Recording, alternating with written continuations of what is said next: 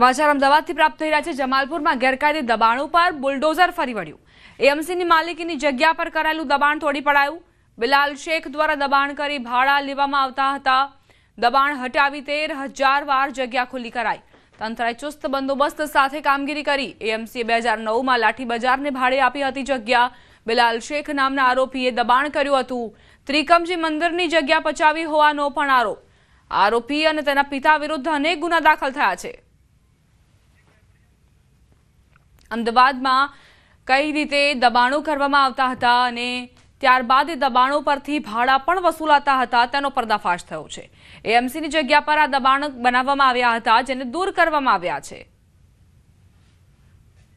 AMC દ્વારા ફરી એક વખત મેગા ડિમોલેશન હાથ ધરાયું છે। અમદાવાદના જમાલપુર વિસ્તારની અંદર જે કહી શકાય કે લાઠી બજાર માટે અપાયેલી જે કોર્પોરેશનની જગ્યા હતી તેની અંદર ગેરકાયદેસર કોમર્શિયલ એકમો બનાવવામાં આવ્યા હતા। તેની ઉપર આજે નગરપાલિકાનું બુલડોઝર છે તે ફરી વળ્યું છે। જોઈ શકો છો ખાસ કરીને જે આ જગ્યા છે તેની અંદર અનેક કોમર્શિયલ જે એકમો છે તે બનાવવામાં આવ્યા હતા। ખાસ કરીને જે બિલાલ શેખ નામના જે વ્યક્તિ છે જે અસામયિક તત્વો પણ માનવામાં આવે છે। અગાઉ પણ અનેક વખત તેઓ આ પ્રકારના દબાણો કર્યા છે અને અનેક કેસો બિલાલ શેખ ઉપર હાલ ચાલી પણ રહ્યા છે। અને જે કહી શકાય કે ત્રિકમજી મંદિરના પણ જે ઘટના બની હતી જેની અંદર જમીન પચાવી પાડવું તેને લઈને પણ બિલાલ શેખ છે તેને આરોપી છે તે ગણવામાં આવ્યો હતો। ત્યારે એએમસી દ્વારા વર્ષ 1995માં આ ભાડાપટ્ટે જમીન આપવાની તેની મુદત પૂરી થઈ હતી। તેમ છતાં પણ આ પ્લોટ ઉપર ઇનલીગલી ગેરકાયદેસર જે બાંધકામ થયા હતા। આ બાંધકામની અંદર કોમર્શિયલી દુકાનો પણ બનાવવામાં આવી હતી।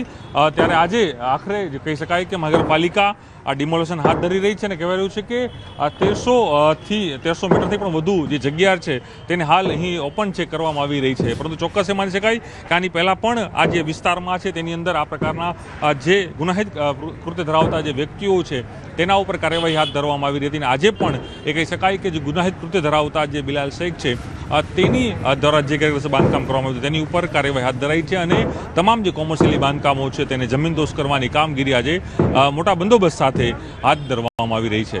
કેમેરામેન સૈનિક મહેતા સાથે પ્રણવ પટેલ, ન્યૂઝ 18 અમદાવાદ। અમદાવાદ ખાતે આવેલા કોંગ્રેસના પ્રભારી મુકુલ વાસનિકે લાલ કિલ્લા પાસે થયેલા વિસ્ફોટ મુદ્દે પ્રતિક્રિયા આપી। દિલ્હી બ્લાસ્ટને લઈને એક બાદ એક પ્રતિક્રિયાઓ આવી રહી છે ત્યારે મુકુલ વાસનિકે પણ પોતાની પ્રતિક્રિયા આપી છે। ये बड़ी चिंता की बात है जो घटना कल दिल्ली में हुई। सभी देशवासियों ने उसकी निंदा करी है। हम भी उसकी कड़े से कड़े शब्दों में निंदा करते हैं और उम्मीद करते हैं कि भारत सरकार इस पर ध्यान देंगी, गंभीरता से तमाम चीज़ों को इन्वेस्टिगेट करेगी और जो भी इसमें दोषी पाए गए उसके ऊपर कानूनी तौर पर जो भी सख्त से सख्त कार्रवाई हो सकती है वो कार्रवाई करेगी।